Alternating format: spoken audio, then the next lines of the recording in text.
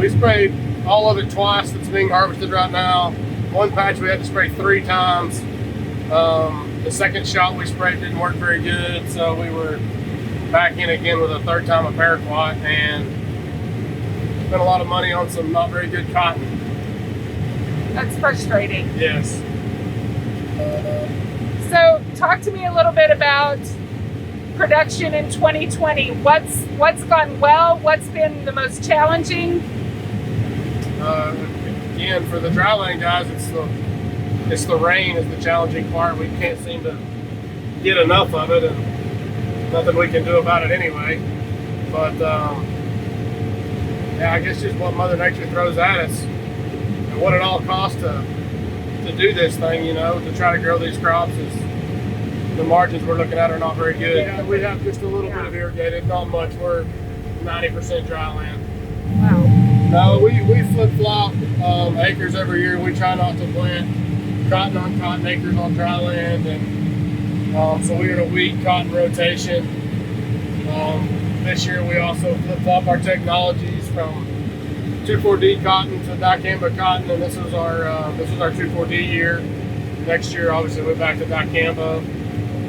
So just kind of business as usual this year with our rotation, but just for most acres it didn't work out. Most places didn't get the rain, or we didn't guess right on when to plant or what to plant. So, well, it's not out yet, so I hate to even talk about it because it's probably going to be a disaster, but we messed around and transplanted 60 acres of chili peppers. I knew nothing about it in like January. I knew nothing about it, how to do it. I mean, I'd seen some guys do it up around the hydro area, and went and visited them last year a couple of times. I was stripping cotton during pepper harvest, so I didn't even get to see that.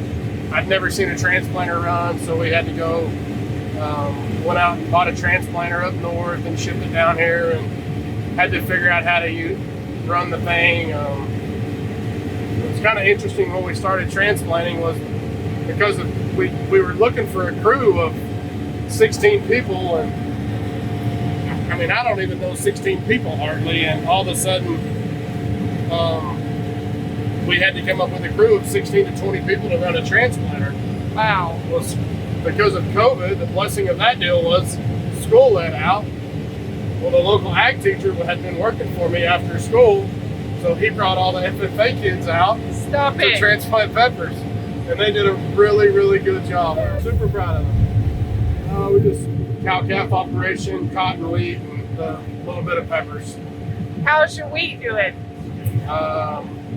What's up is really thirsty, and the rest of it's dusted in, and then we still like a good bit to plant that we've just had enough dusted in. We decided we'd wait, see if it would rain. If not, we'll dust it in later. I have been farming full-time since 06, and kind of started from a guy that I worked for in college, and ended up, he had health problems and ended up selling out. His name's Bobby Huddleston, and he's passed away, but he kind of sold out to me and got me some lease ground where I could have enough to get started and make a go at it. Bought this last year with went 50-50 partners with one of my neighbors, a good friend, and we kind of did it joint custody. It is kind of a deal. I get it Monday, Tuesday, Wednesday. He gets it Thursday, Friday, Saturday, and we get it every other weekend, every other Sunday.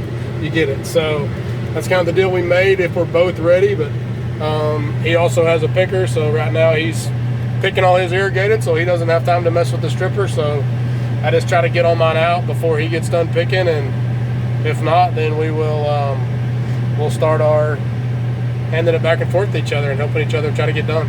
I hired my harvest before because I wasn't going to buy one of these on my own, and I didn't have the manpower to run the bowl buggies, the module builders, the strippers. I didn't have all the stuff, didn't have the people, so we were just hiring cotton harvesting until then. And the guys that came in here, we saw how much easier it was with them doing it, and we were making their payment for them. So anyway, we're always trying to figure out a way to cut costs, and I'm not sure where. I don't see myself going out spending a bunch of money on equipment right now.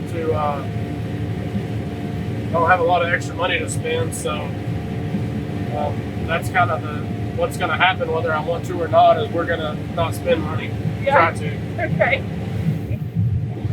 No, we try to run pretty lean anyway. Lots of times. I mean, if it doesn't need it, it doesn't get it. And, but if the crop looks good, we're gonna go take a swing at it, and see if we can make it better. But if you continue to stay dry, then it's gonna be fertility's the wheat's not gonna get top dressed, or the grass isn't gonna get fertilized. If we don't have moisture, there's places we're not gonna spend money, but this rain deal can change in a heartbeat around here. It may turn in here and be a great winter for us. Who knows?